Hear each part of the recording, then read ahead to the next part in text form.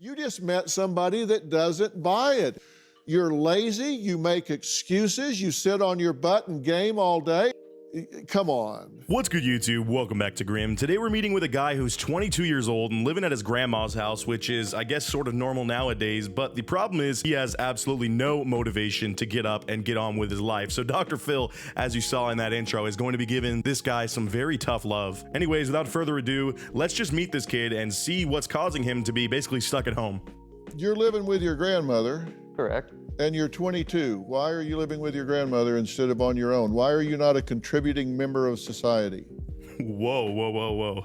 All right, Dr. Phil's starting things off very steep here. I mean, he's like interrogating this dude. Why are you not a good member of society? Why do you live at your grandma's? Why are you such a loser? Get a life. But you'll see this guy does kind of need some strong wording because clearly people talking to him nicely is not working. He makes up an excuse for pretty much every downside to his life when it comes to his laziness and inability to pretty much do anything with his day. Which, you know, I feel to an extent this guy might just be depressed and really unable to have the motivation inside to do much of anything. But really, he does have to try to get out of the situation he's in. Look, no one's saying that it is terrible to be living with your parents or family member in general when you're in your 20s. With just the way the economy is nowadays, that's honestly a more normal thing than ever. And it's nice of his grandmother to let him live with her, but yeah, you gotta start helping out around the house a little bit, bro. You can't just be playing video games all day. Well, a lot of it has to do, like as she has stated, I was trying to go to Job Corps, got shut down, and I've been trying to work in the meantime.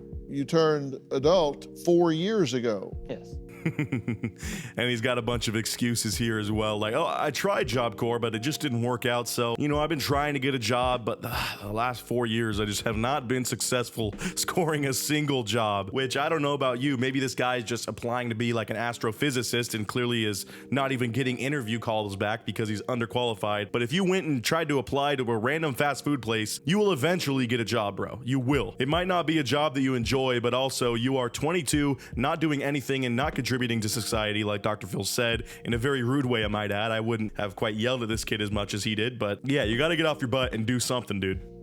Instead of getting out, getting a job, and getting on your own, what the hell are you doing? I was just definitely a lot lazier back then. That's what it comes down to. Back then? I'm not.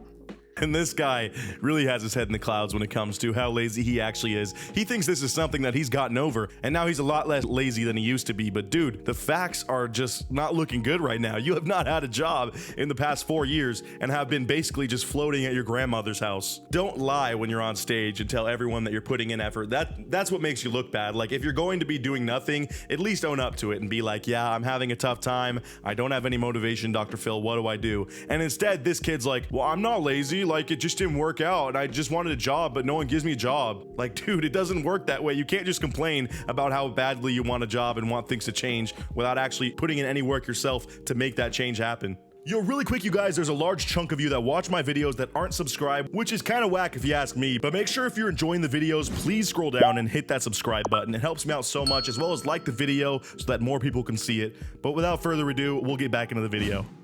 I confess, I am a little lazy. You say he won't help in the garden. You say botany's not your thing. Hell, a goat can mow a yard. And as the excuses keep pouring out, Dr. Phil calls him out on a statement that he made earlier in an interview. Apparently, he was talking about his aunt's farm that she has, or really it's just a little garden out in front of their house. And she asks for his help, you know, every once in a while to help, I don't know what you do in a garden, prune things or water things. And he just said, you know what, botany's not really my thing. I'm more of like a gamer, so maybe I'll help you out if you want to play like Farm Together on PC, but unless we're doing that, I don't really want to hang out with you, Grandma. Like, dude, she's asking for your help on something. Be a good grandkid. You're living at her house. Go help her with some freaking carrots or whatever she's planting. You're being asked to pull weeds and you say botany's not my thing? She needs them like clipped a certain way. I don't prune stuff. I've never learned that. And the ridiculous excuses from this kid just do not stop. He is now painting his grandmother as the bad person. Like, she is just so meticulous, Dr. Phil. You don't understand. If I don't cut these leaves the right way, she gets mad at me and then I'm the bad guy. And no one taught me how to, you know, garden. Like, obviously your grandma's gonna try to teach you. That's why she's trying to get you out there. She wants to spend some quality time with her grandson and get some help at the same time. And instead you're like, she pulled me away from my game, so she's basically an idiot and I hate her. So you have an excuse for everything? No. I am not making excuses. Yes, you are. You can say what you want, but I'm not making excuses. Well, okay, excuses. here's a list of your excuses.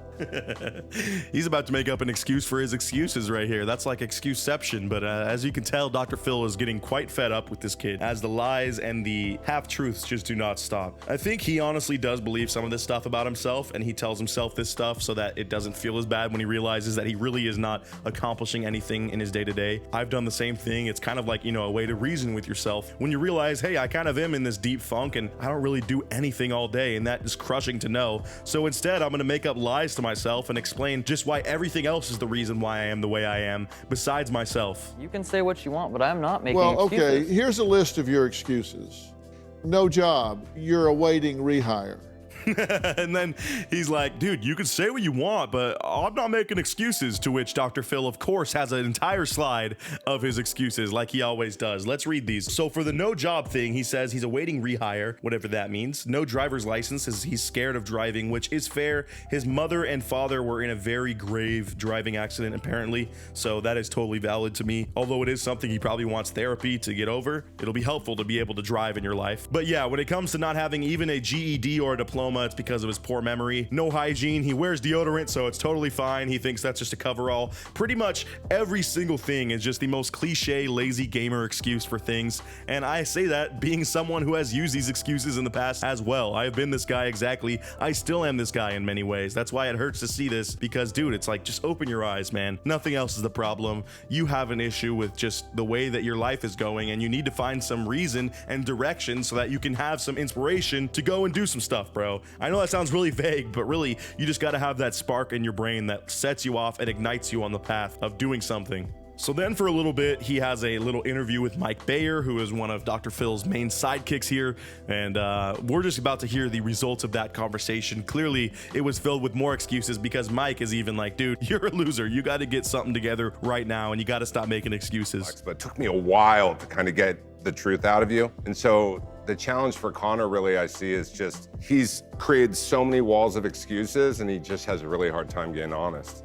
That's exactly what I said earlier. This guy has been believing his lies and telling his lies for so long that he truly thinks that he is just this downtrodden kid who has everything against him. His grandmother is so evil for, allowing him to live in the house and occasionally asking him to help garden. And it's just ridiculous that he believes any of this stuff. It's sad, but it truly is something that he has just lived for so long and told people so often that he truly thinks it himself. What are you doing to get a job? Putting applications out, calling them. I put out 16, I counted, before I came to the show. Now he makes up a grand lie that he supposedly sent out 16 job applications before coming on the show. Also, a little note, his grandmother said the only way he could keep living in this house is if he went on the Dr. Phil show. So that's the reason he has been pretty, full of attitude and not really listening to anything Dr. Phil says, because he's only on here to make Grammy less mad at him. I don't know if it's going to work after this little segment, though, where he's basically lying the entire time. I know, and I'm completely calm right now. Well, hey, sweetheart, I'm not worried about you being calm right now. You act like, hey, don't worry, I'm not upset. Man, the disrespect right now. I don't know if it's just because this kid is, younger and Dr. Phil is just not with this attitude right now or what, but something is striking a chord because this kid is really just getting one handed to him right now. Dr. Phil doesn't care about his feelings. He just wants this kid to be an adult and start providing for himself, because when his grandma's gone, who's going to take care of him? What I care about is, are you going to grow up and do something? That's my job. I don't care whether you like me or whether you don't. But thankfully, Dr. Phil is, pairing these tough words with some words of true encouragement. He thinks that this kid can truly make it out of this funk. My job is 10 years later, you look back and say, that bald-headed jacked me up and I got my life moving. And that is true. I mean, you can make it out of anything as long as you have the willpower and the mental ability to get out of it. And I think this kid just needs to realign the way that he's thinking. He thinks that he is the victim in all this. And instead, when he starts to look at himself as the perpetrator of laziness and the person that's keeping him from, being able to see his girlfriend and live on his own and not be nagged at by his grandmother all day, the person in charge of getting that to happen is him. And once he realizes that, he has the whole world in front of him. I know that sounds super super cheesy, but really hopefully this was an inspiring video. If any of you guys were like me and you saw a piece of this guy within you, it's easy to make excuses when you are lazy, but truly you have to face the facts sometimes. And when that happens is when you can make true progress. So let me know what you guys thought of this video down in the comments below. As always, I'll see you guys in the next one. It has been an absolutely crazy couple of weeks, but we will all get through it. Let's just be decent people, please. But yeah, I'll see you guys in the next video. And until then, peace out.